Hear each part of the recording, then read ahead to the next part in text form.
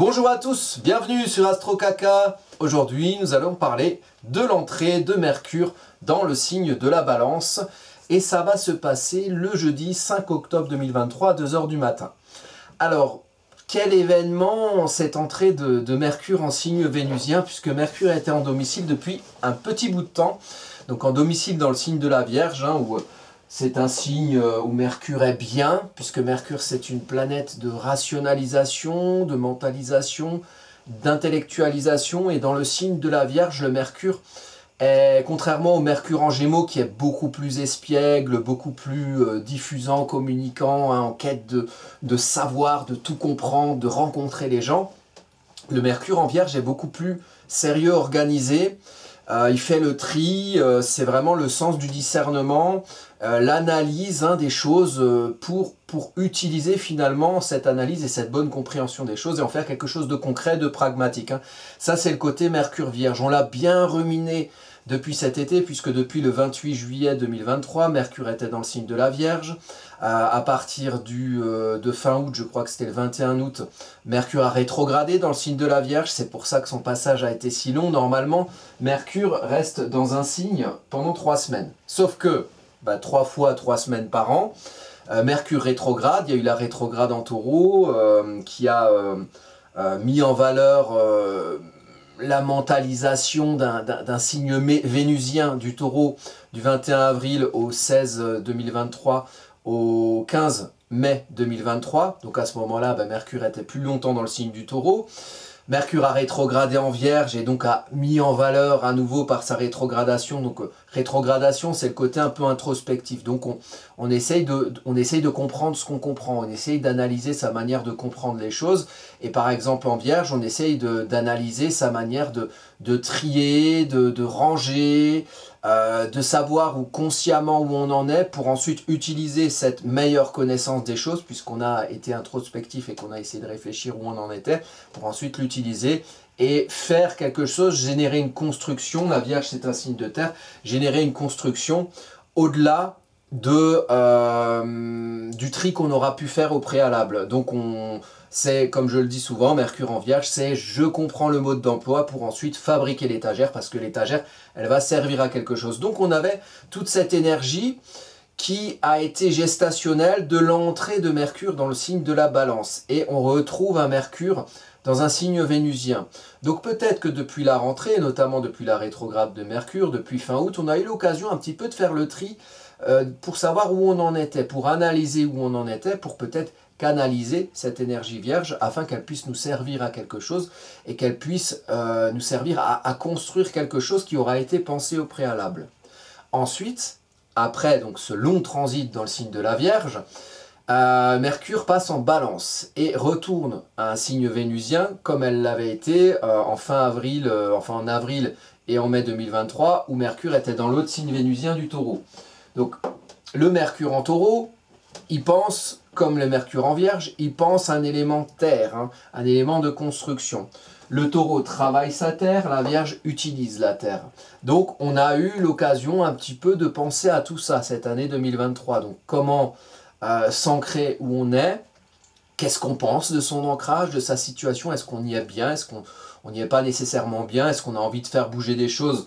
Et normalement, avec le petit duo Jupiter-Uranus en Taureau, on a quand même un petit peu tous globalement envie de bouger les lignes et de changer de paradigme et d'aller voir ailleurs si l'herbe est plus verte, d'aller travailler peut-être la terre d'à côté, pour peut-être être mieux parce qu'on a envie d'évoluer en prenant sa place, Jupiter, son pouvoir, dans une idée d'évolution qui met en avant qui on est nous personnellement en tant qu'individualité, en tant qu'originalité, en tant que particularité, avec Uranus qui représente un peu la révolution individuelle, la révolution de l'individu qui fait valoir finalement qui il est dans un paradigme Taureau dans lequel il doit être confortable. Donc ça c'est les énergies, vous regardez vous dans votre thème natal, qu'est-ce que vous avez en signe du Taureau, le Taureau est dans quelle maison, quelle planète habite le signe du Taureau, et ça va peut-être être un endroit, particulièrement cette année 2023-2024, où vous allez être amené d'une manière ou d'une autre à évoluer, à changer de paradigme, à changer de précaré, à trouver votre bien-être dans une évolution où vous mettez peut-être plus en avant qui vous êtes vous. Bon, avec Mercure qui passe dans le signe de la Balance, on y vient, donc l'autre signe vénusien. La balance, c'est l'équilibre entre le moi et le nous, entre soi et les autres. Donc, vous avez tous autour de vous des personnes, on est des animaux sociaux, des personnes quand même assez proches, type le couple, type des associés, des partenaires, des gens qui sont avec vous, qui sont proches de vous au sein de ce qu'on appelle votre vie relationnelle. Voilà. Mercure amène le prisme de la pensée, le prisme de la compréhension rationnelle et le prisme de la communication, donc je comprends et je diffuse, dans cette énergie de ce qu'il y a autour de vous et des relations que vous avez autour de vous. Peut-être que cette énergie-là, donc pensez à l'autour de vous, ayez cette... enfin, vous faites ce que vous voulez. Moi, je vous parle des énergies qui sont dans le ciel. Donc, l'idée, c'est d'avoir une espèce de compréhension des choses panoramiques, pour voir ou comprendre ce qu'il y a autour de vous, les personnes qui sont autour de vous, quelle est votre place à l'intérieur de tout ça, et comment le tout s'équilibre. Voilà. Et peut-être qu'avec Mercure qui arrive dans ce signe-là, hein, la prise en compte ou en considération des personnes qu'il y a autour de vous, peut-être que ça va vous amener une compréhension plus claire des choses sur où vous en êtes.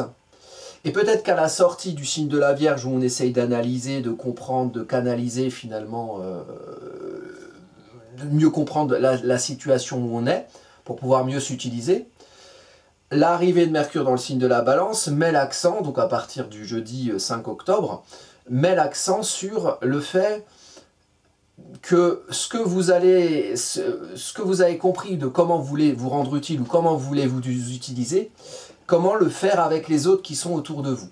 Puisque, nécessairement, comme vous n'êtes pas tout seul, que vous avez des relations d'une manière ou d'une autre, les gens autour de vous vont être impactés par ça. Et comment finalement, bien le présenter, bien le communiquer, bien diffuser votre bonne nouvelle. Tiens, j'ai compris des choses chez moi depuis la rentrée.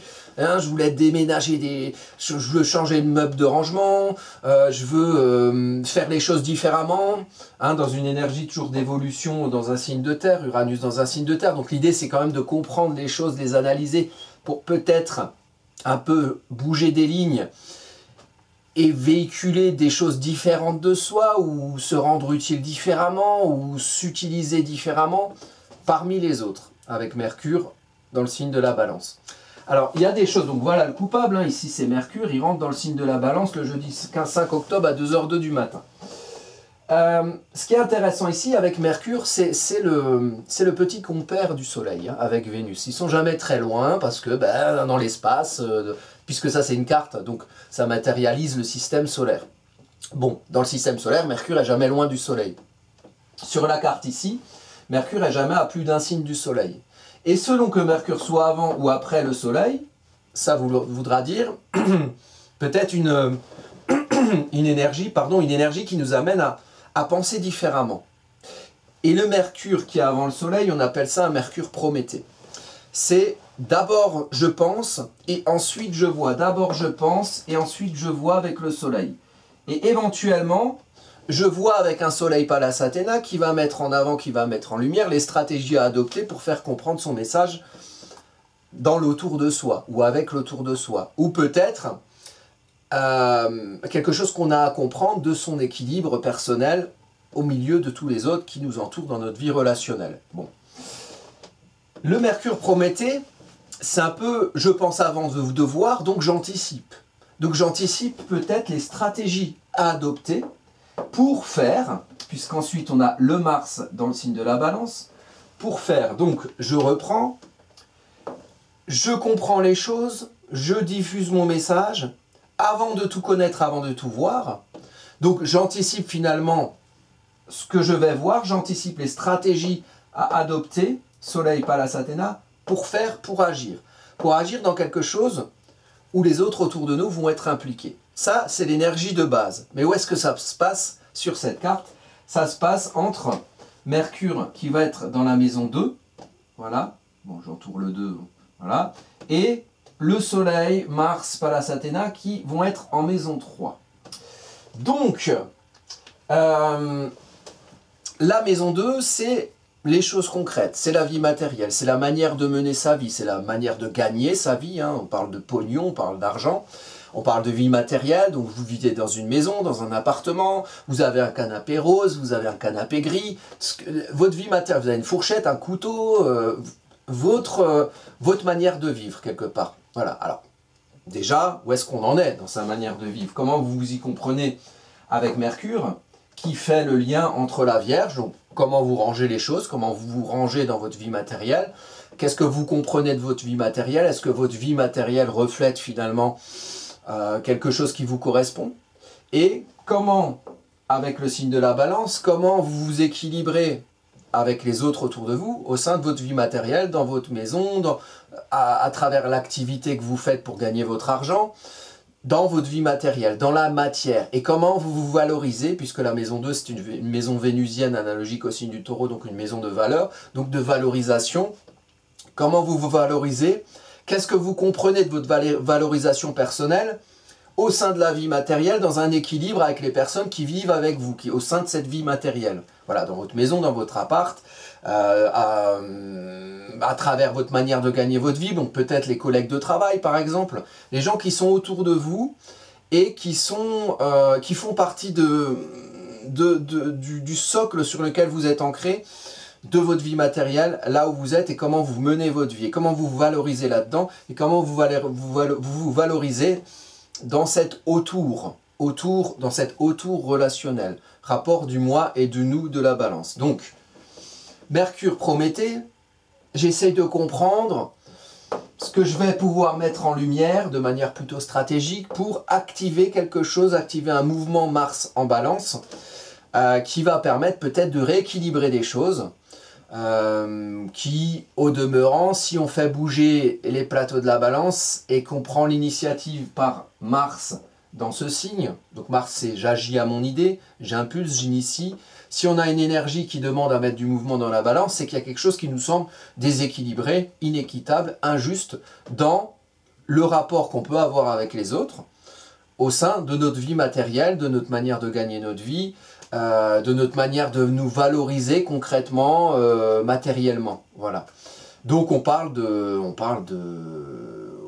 choses matérielles, on peut parler de pognon, peut-être que voilà, vous estimez, j'en sais rien, moi je donne des exemples à la con dans votre boulot, et ben les autres ils sont mieux payés que vous parce que, j'en sais rien, parce que vous êtes blond, parce que vous êtes noir, parce que vous êtes une femme, parce que vous avez une telle religion et que si c'est pas juste et que vous avez envie de rééquilibrer les choses. Voilà, par exemple. Peut-être que votre manière de vivre ne vous correspond pas tout à fait et que la façon matérielle dont vous vivez provoque un déséquilibre dans votre relation avec les autres autour de vous. Peut-être que c'est ça. Peut-être que vous ne vous sentez pas valorisé, pas mis en valeur par la manière de gagner votre vie, par la manière de mener votre vie, et que vous avez envie d'agir de manière stratégique, c'est-à-dire qu'il y a un monde existant et qu'on ne peut pas faire ce qu'on veut, et donc des fois, parfois, il faut contourner les obstacles pour agir. Peut-être que vous avez envie d'initier, d'impulser quelque chose pour changer un élément matériel de votre vie, qui implique les relations aux autres qui s'y trouvent, dans les éléments matériels de votre vie, donc dans votre manière de mener. Alors ça peut être votre vie chez vous, ça peut être votre vie au travail, mais ça concerne quelque chose qui a un rapport avec le pognon ou qui a un rapport avec la vie matérielle. Voilà, le socle sur lequel vous êtes ancré, et vous avez besoin, pour survivre, d'être ancré quelque part, d'avoir suffisamment chaud, d'avoir suffisamment à bouffer, et donc il faut du pognon dans nos sociétés pour avoir suffisamment à bouffer, puisque le pognon on l'achète. Ou alors il faut voilà, préparer votre potager et avoir fait vos conserves pour l'hiver, puisque là on est en saison de la Balance, ça y est, on est rentré en automne, donc normalement là on finit de récolter les trucs et il y a moins de choses qui poussent, à part les choux ou les patates ou j'en sais rien. Mais enfin, il y a moins de choses qui poussent, donc l'idée de la cigale et de la fourmi, il faut avoir un petit peu fait ses réserves. Et dans la manière finalement dont cette vie matérielle, cette manière finalement d'amasser des choses pour survivre, hein, c'est très symbolique ce que je dis, mais oui, si vous n'avez pas à bouffer, vous n'allez pas survivre longtemps, donc il faut à bouffer, c'est comme ça, c'est la vie, c'est concret. Bon, et bien dans la manière finalement dont vous affairez pour gagner votre pognon, ou dans la manière dont vous menez votre vie matérielle, il y a un truc à équilibrer.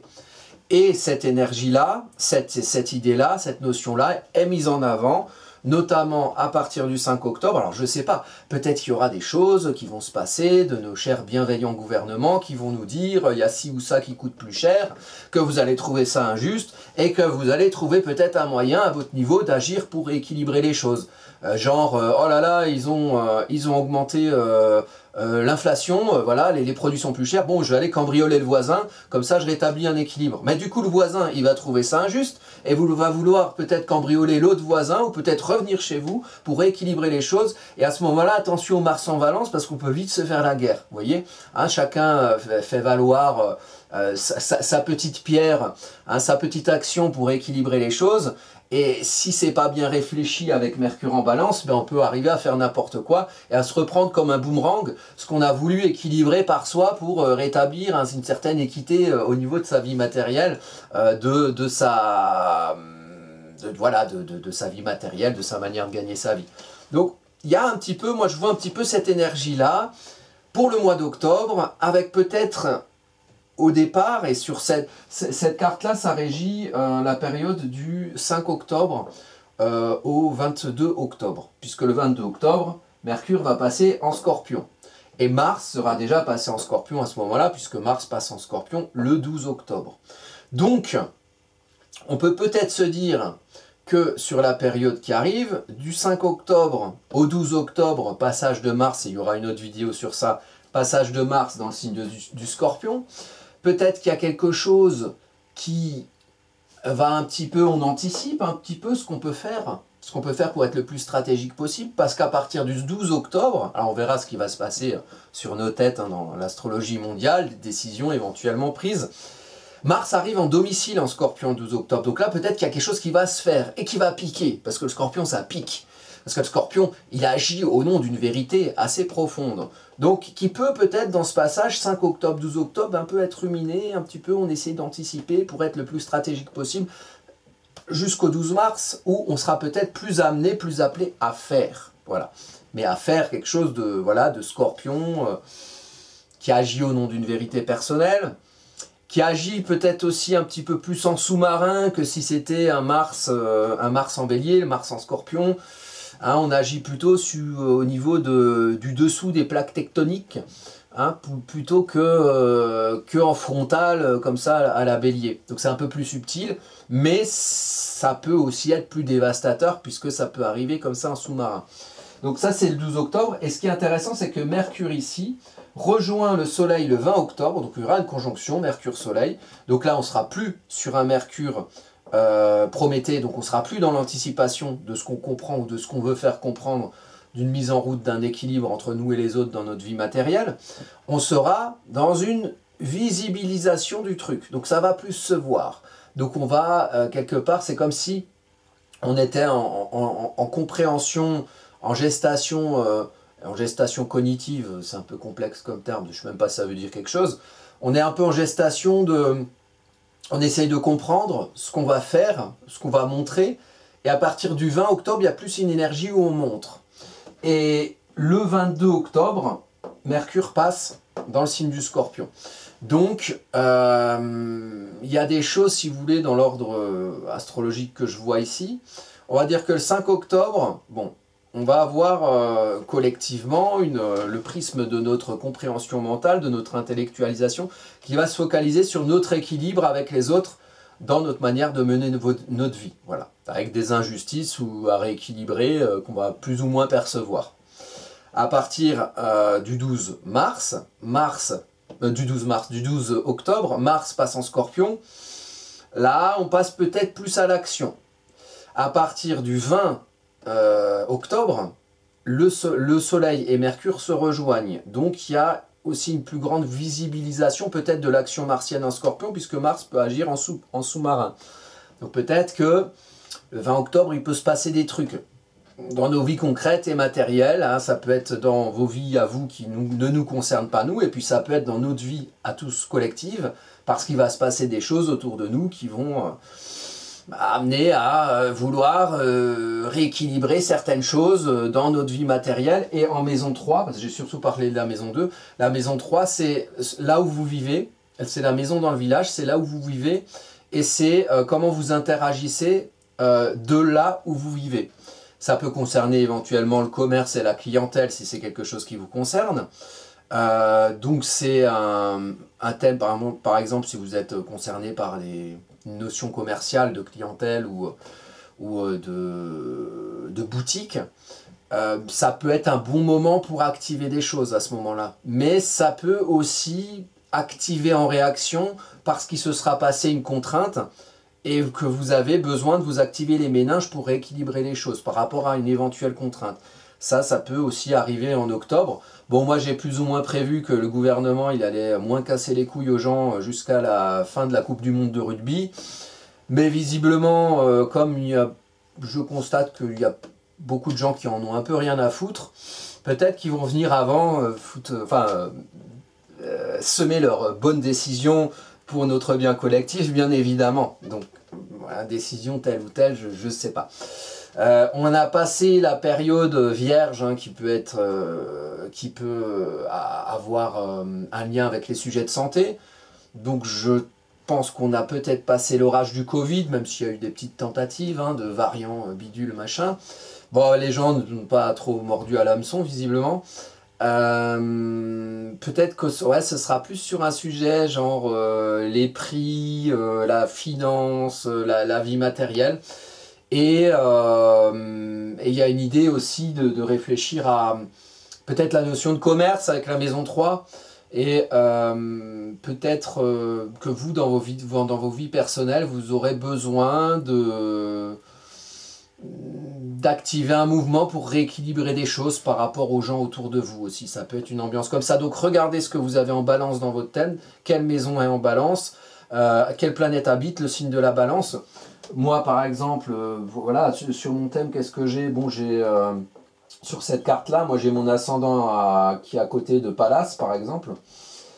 J'ai mon Pluton qui est sur Mars en balance. Donc là... Quand vous avez Pluton sur Mars, ben vous pouvez vous dire, tiens, les 2 mètres du Scorpion. Du coup, vous regardez ce que vous avez en Scorpion dans votre thème. Et moi, Scorpion dans mon thème, ça tombe bien, c'est aussi la maison 2. Voilà, c'est la maison 2 avec Jupiter qui vient mettre en avant voilà, cette maison 2, mais dans une énergie Scorpion où c'est plus la quête de vérité qui intéresse dans la manière de mener sa vie que les considérations de pognon qui sont plus en rapport normalement avec un taureau en maison 2 ou voilà. Et c'est pas un jugement que je donne, hein, c'est juste que voilà, le taureau c'est le socle, c'est la matière, c'est le concret qui vient aider aussi, qui est toujours en rapport avec le Scorpion d'un thème, qui vient aider à trouver la force de faire valoir sa vérité personnelle et profonde. Vérité personnelle et profonde, fruit de notre histoire personnelle, faite d'une nature profonde et des choses parfois qui ont été dans l'autour, des conditionnements, qui ont un peu empêché cette vérité de voir le soleil. Donc il faut trouver une force tranquille taureau pour permettre à cette vérité, faite de notre nature profonde et aussi des histoires personnelles qu'on a eues et qui nous ont parfois empêchés, mais qui font partie de nous, quelque part. Les épreuves qu'on va aller fouiller au fond de soi en Scorpion, elles font partie de nous, et c'est le fruit de notre nature profonde et de notre histoire de vie et de ces épreuves qu'il faut à qui il faut faire voir le soleil grâce à la force taureau qui va travailler sa terre, donc le concret, la matière, en irriguant sa terre de sa vérité personnelle et en donnant du fond quelque part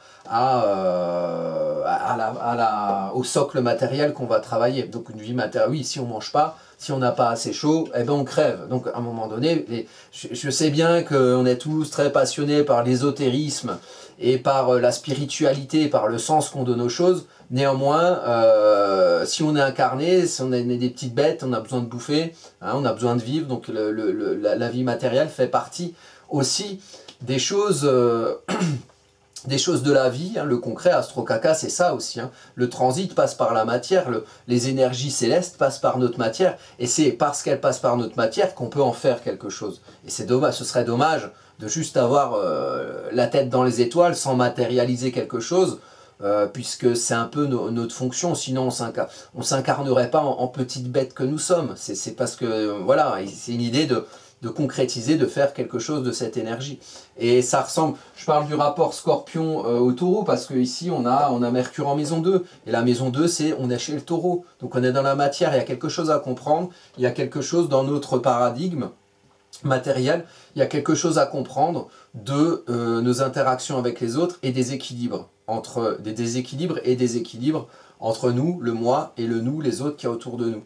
Et les autres qu'il y a autour de nous, dans un champ plus vaste un petit peu de la maison 3, c'est-à-dire on est dans sa maison, on est dans sa matière, et puis autour de nous, il y a des gens qui sont aussi dans leur maison, qui sont aussi dans leur matière, et puis on communique et on cohabite avec tout cela.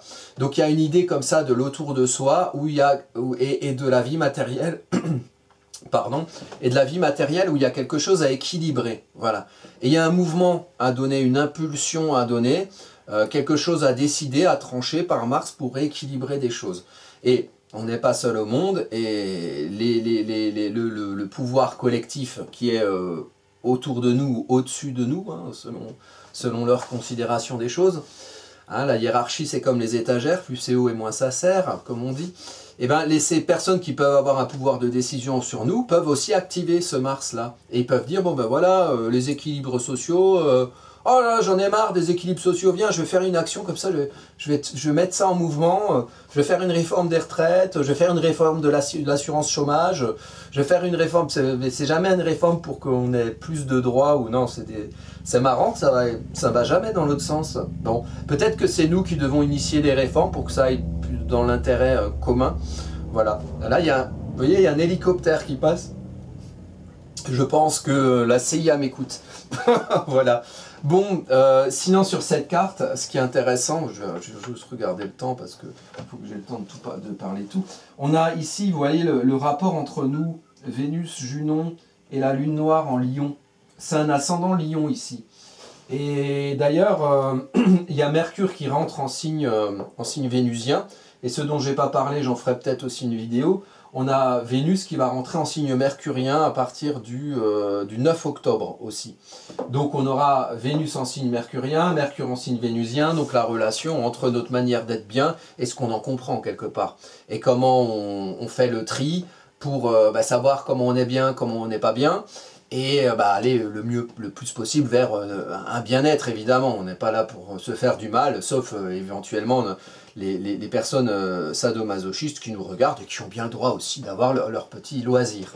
Donc c'est Junon-Vénus, c'est le rapport entre nous, véhiculé dans ce qu'on montre, donc c'est-à-dire c'est la maison 1 c'est l'identité, la personnalité, et ici c'est une manière en fait d'afficher dans sa personnalité le fait qu'on aime être en lien avec les autres. Mais il y a la Lune noire qui est revenue un petit peu du côté du signe du Lion. Donc ça peut mettre en avant les problèmes d'ego, ça peut mettre en avant les orgueils, le vôtre, celui des gens qui sont autour de vous. Et c'est peut-être là aussi qu'il y a un équilibre à faire. Peut-être que l'ascendant Balance, il amène ici un apprentissage de savoir se faire valoir, savoir se faire confiance, savoir apprendre à s'affirmer en se faisant comprendre parmi les autres, en se faisant comprendre dans sa manière de gagner sa vie, dans sa manière de mener sa vie, se faire comprendre dans sa manière d'interagir avec les autres. Donc voilà, c'est un apprentissage Lion lié à ce Mercure en Balance. Donc voilà, et puis c'est une idée peut-être de rétablir des équilibres pour être vraiment bien avec les gens qu'il y a autour de soi et peut-être tordre le cou à toute considération de vanité aussi, Vénus en Lion, vanité, orgueil, peut-être un petit peu trop d'ego parfois, ou l'ego c'est nécessaire, mais parfois l'ego c'est mal utilisé et on s'aveugle avec son propre ego et c'est dommage parce qu'ici justement il y a un point d'inconscient du nombre du Lion, donc on peut aussi être aveuglé par son propre ego, peut être aveuglé par l'ego des autres, donc il s'agit un petit peu ici de faire l'équilibre et de le comprendre et de prendre le recul rationnel pour savoir un petit peu, avoir une meilleure conscience des choses, dans où est-ce qu'il est votre ego, où est-ce que vous avez un problème avec votre ego, avec votre orgueil, où est-ce que finalement votre fierté vous fait fonctionner, et parfois ça mériterait plus de recul rationnel pour comprendre que si vous êtes fier de quelque chose, c'est parce que vous avez peut-être une blessure dans cette chose-là et que vous compensez en survalorisant, en surréagissant, en vous surexposant quelque part aussi. Donc il y a un rapport à la confiance en soi qu'il faut comprendre et qui a un lien avec votre manière d'interagir avec les gens qui sont autour de vous, et notamment les gens qui sont proches. Donc vous voyez, on peut voir ce Mercure sur plusieurs plans. On peut voir vraiment le plan politique global, où on nous balance des réformes qui vont nous faire chier sur le plan matériel, et on peut voir ça sur le plan beaucoup plus intime, où finalement on a quelque chose à valoriser de soi pour se faire confiance au nom de ce qui nous valorise, et pas nous faire confiance au nom d'une réaction qui vient d'une blessure d'orgueil, en général, quand Mercure il parle au nom d'une blessure d'orgueil, Mercure, bah voilà, il casse les couilles à tout le monde, et du coup, c'est la concorde Lion, enfin, la concorde vénusienne dans le Lion, elle va pas se faire avec Junon, les proches, les liens affectifs, le couple. Donc, voilà, c'est quelque chose qui est mis en avant. Et alors, en aspect, on a cette figure iode ici, qui se fait avec, bah là, on a Vénus à 26 degrés. Donc, pareil, vous regardez ce que vous avez, vous, vers 26 degrés, par exemple, du Lion, ou vers 6 degrés du Lion, là où il y a l'ascendant. Maîtrisé par le soleil, donc il y a un vrai lien entre le soleil en maison 3 et l'ascendant Lion, puisque le soleil est le maître de l'ascendant. Le soleil éclaire quelque chose de la balance du rapport aux autres. Là où vous êtes, là où vous viviez, donc ça peut être les proches, ça peut être aussi les voisins, et si vous faites du commerce, ça peut être votre clientèle. Voilà, peut-être on peut tout rapprocher, peut-être qu'il y a une réforme du gouvernement qui va vous niquer votre commerce, et du coup vous devez rééquilibrer les choses avec votre clientèle qui est en train de vous gueuler dessus parce que vos produits sont trop chers. Vous allez leur expliquer, oui mais je paye plus d'impôts, alors machin. Bon, ou alors vous faites autre chose, j'en sais rien, c'est un exemple. Et il s'agit de s'affirmer pour se valoriser, mais attention à la lune noire, à l'orgueil et aux fiertés un peu mal aspectées. Donc ici il y a une figure iode qui se fait à Vénus, Vénus, Neptune, et puis Pluton qui est un petit peu plus éloigné, puisqu'il y a... Non, d'ailleurs, c'est pas plus éloigné. Vénus, c'est ce qui se voit. La maison 1, c'est l'expression de vous-même, de votre individualité, de votre identification quelque part. Je suis le lion, je m'aime en tant que lion, je me montre en tant que lion. Très bien, ça c'est vous. Et c'est lié à quelque chose de beaucoup plus profond, c'est-à-dire des rêves, un imaginaire neptunien, des croyances, des grandes aspirations, de grands idéaux neptuniens. Hein, c'est la foi, la croyance. Donc on a envie, on souhaite profondément quelque chose de l'ordre, ici on est en maison 8, donc de l'ordre des transformations, du détachement de l'ancien pour une naissance à un nouveau. On a un espoir quelque part en un avenir meilleur, qu'on a envie de déployer par soi, d'affirmer par soi. Donc vous avez sûrement certaines idées de projets que vous avez. C'est attention au côté réaliste, hein, parce que bon, heureusement qu'on a Saturne qui est ici, qui met un peu du plomb dans l'aile de Neptune, qui se perd dans un océan d'émotions. Hein, c'est pas forcément réaliste. C'est un aspect quinconce, donc c'est rangé par rangé, donc il y a un peu l'idée de faire le tri aussi. Entre voilà, ces rêves, ces espoirs, ce dont on a envie profondément, et puis ce qu'on va montrer quelque part, et ce qui va permettre de nous valoriser personnellement. Donc il y a quelque chose de profond, puis c'est une planète lente Neptune, et puis Pluton ici en Capricorne, donc c'est aussi une transformation de quelque chose de la matière aussi en signe du Capricorne, de la vie quotidienne en maison 6, Pluton. Donc on a quelque chose qui se transforme, puisqu'ici on est en maison 8, maison plutonienne, donc on se détache d'un ancien pour naître un nouveau. Et Pluton ici, en Capricorne, il déstructure des choses peut-être anciennes, des considérations de structuration ancienne. Il déstructure ça pour restructurer autre chose quelque part. Donc il y a quelque chose qui se transforme profondément, qui date pas d'aujourd'hui, qui à mon avis fait partie du contexte économique, puisqu'on a Mercure qui est dans le domaine de la maison 2, qui est peut-être dans l'idée du contexte commercial aussi global, puisque on a le soleil dans la maison 3. Donc il y a des choses qui sont là depuis longtemps, qui sont en train d'évoluer. Et vous là-dedans, il va falloir que vous trouviez votre idée à vous, votre manière finalement de faire valoir vos croyances et vos aspirations pour les affirmer par vous-même dans une période où peut-être il y aura un peu de mouvement économique, hein, quelque chose comme ça. C'est possible. Bon, c'est pas nécessairement ça, et puis ça peut faire partie de vos économies personnelles, pas nécessairement de l'économie collective, mais bon, je ressens un petit truc de... Voilà, je sais pas ce qui... Alors, c'est la période... À quelle sauce ils vont nous bouffer? C'est la période, donc, là, cette carte, ça sera régi la période du 5 octobre au 22 octobre. Voilà. Donc après, il y a des choses qui vont se suivre et qui vont découler de cette période-là.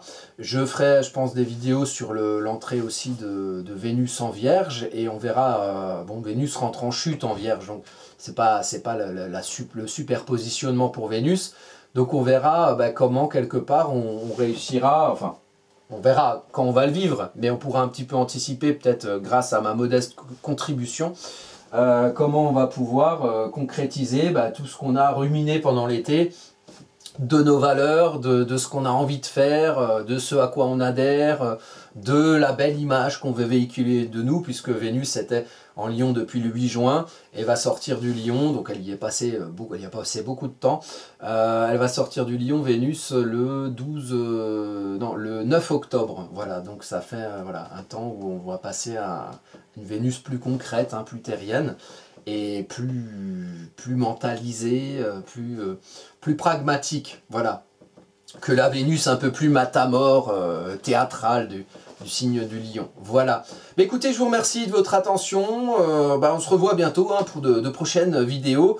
Si vous avez des questions, vous tapez en commentaire. Et puis voilà, prenez cette carte et juxtaposez-la sur votre thème natal à vous. Voyez ce que vous avez en Lion, ce que vous avez en Vierge, ce que vous avez en Balance, ce que vous avez en Taureau, ce que vous avez en Poisson ou ce que vous avez en Capricorne par rapport au positionnement que j'ai indiqué ici. Et ça peut peut-être vous donner une idée de comment va correspondre ce thème dans votre vie à vous. Voilà, je vous remercie. Je vous dis à bientôt.